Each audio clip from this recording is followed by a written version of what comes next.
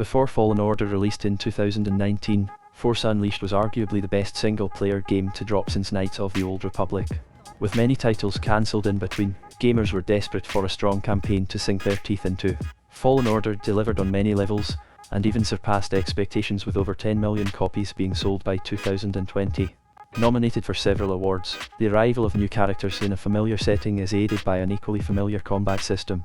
With several different planets to explore, the ability to customize your own lightsaber and a crew to call your own, there was every reason why this game became a smash hit. Fallen Order isn't perfect, however, and there were many teething problems which players had to suffer on release, some of which have never been addressed. But at least it wasn't as bad as this.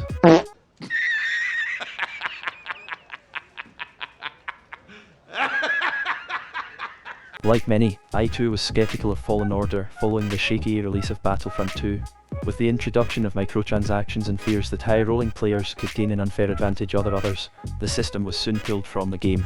But fans were still untrusting of EA, and it took for the release of Fallen Order and the efforts of Respawn Entertainment to regain some of the lost trust with the publisher.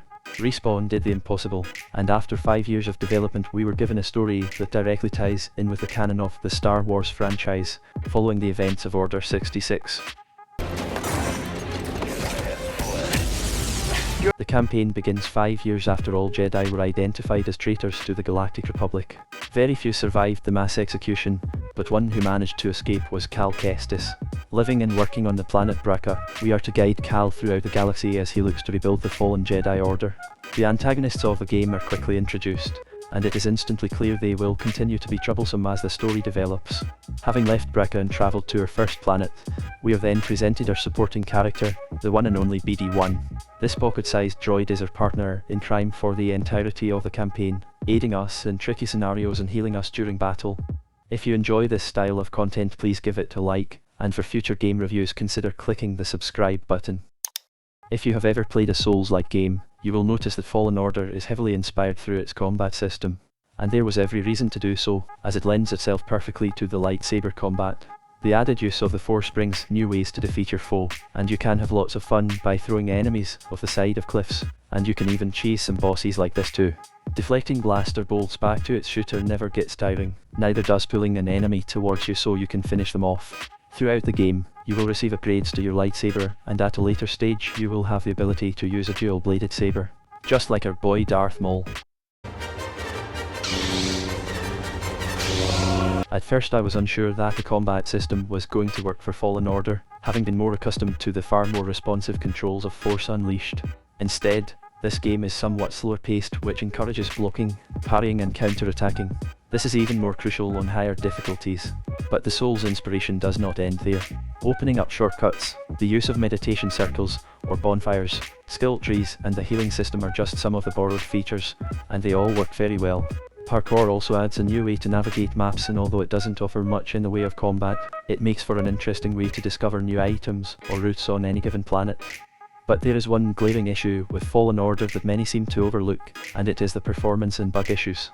And without exaggerating, I could make a full video on the bugs I encountered with my latest playthrough of Fallen Order.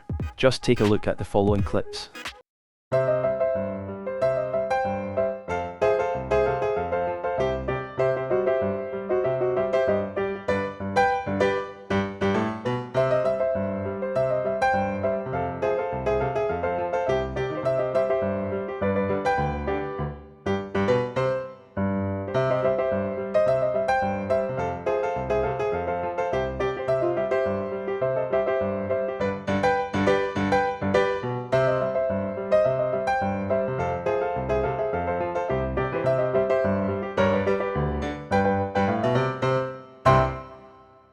It's all very well having 7 different planets to discover, with 5 that can be fully explored.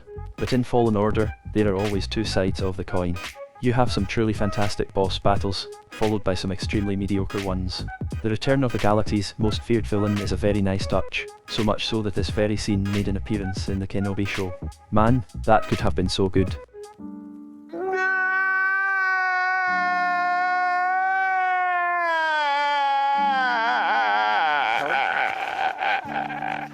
If it wasn't for the long loading screens, excessive frame drops and an abnormal amount of bugs, then Fallen Order may have won Game of the Year. But in the end, the more polished game won. I am going to go out on a limb here, and say whilst Fallen Order is very good, gamers deserve much more. You may say. Yeah, well, that's just like, your opinion, man. And I agree, if you can indeed look past the bugs and average performance, what lies underneath is a really good video game. But we do deserve a lot more, and for the future title we may get something a little more polished. Despite all of this, Fallen Order saved the bacon of Electronic Arts, and for that, expect plenty of games to follow in the series, as God knows the Star Wars franchise is currently being milked for all it's worth.